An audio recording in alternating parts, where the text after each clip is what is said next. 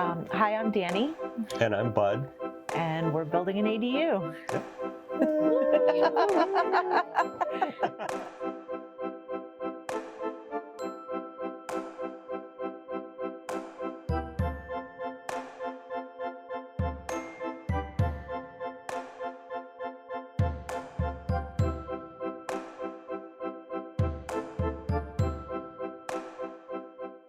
We built the potential to do a stacked ADU. So we have a 615 square foot ADU on the first floor.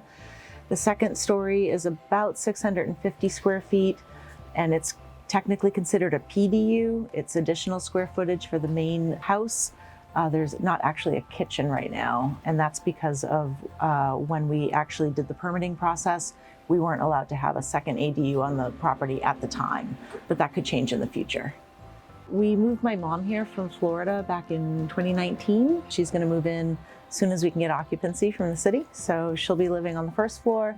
And then we're going to use the upstairs primarily for the two of us to hopefully be able to entertain people as things open up a little bit more, but also to get our workspace away from the dining room table, kind of reclaim our house a little bit more for living and to do a little bit more laptoping and whatnot upstairs in the ADU space. And actually, when we bought the property here back in 2003, we had an old 100-year-old garage back there that was leaning a different direction every time you looked at it. And so our goal even then was to build something back there. And then when Danny's mom, when we needed to bring her here to have her a little bit closer to us, we decided that, building her an apartment back there so she can be close to us and we can help with her, and but then she can have her own space and her independence. So my favorite features in the ADU, so much of this just came from the architect really listening to us. But my mom's favorite time of day, favorite thing to do is probably drinking pots of coffee.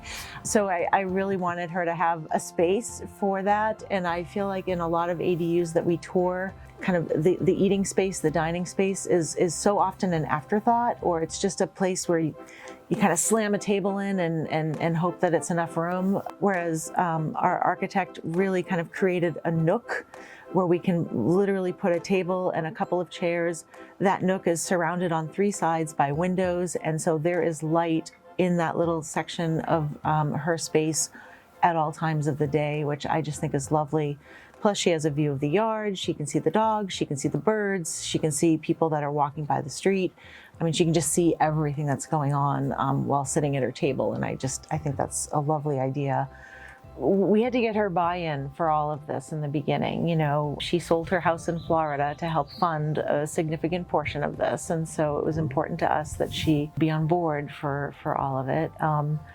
We talked about this a little earlier, but it was a tough sell to get somebody to move from a place as warm and lovely as Florida to come to Oregon. So we wanted her to be excited about the space, the finishes, and all of that. So we definitely had her along for picking things out, like the cabinets, like the countertops, like the tiles in the bathroom and whatnot. And so we wanted her to feel like she wasn't just moving into a space that she had no say in. So she's very excited.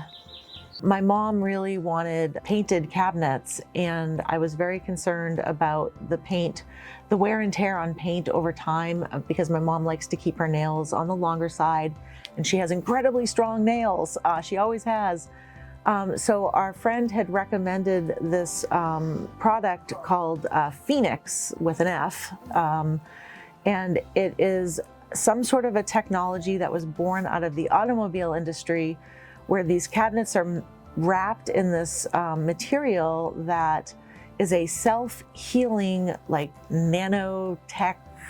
Sorry, I don't know the exact name, but it's this self-healing product that if you do, slightly scratch it and whatnot, you could actually use heat or like a blow dryer, and it's supposed to sort of self-heal itself. Our long-term goals seem to be different than a lot of people. I know a lot of people get into this for renting and income generating and whatnot. And for us, it's always been about family. And for now, my mom is in this space. and hopefully for a very long time.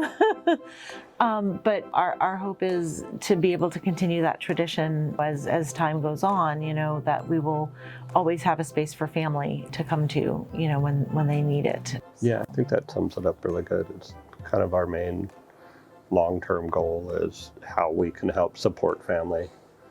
And that was a model that was pretty prevalent in Bud's life growing up. His mom always had elderly relatives staying with them, grandparents and Elderly whatnot. relatives, super young relatives, all the relatives. All the relatives at my mom's stayed. house at one point or another.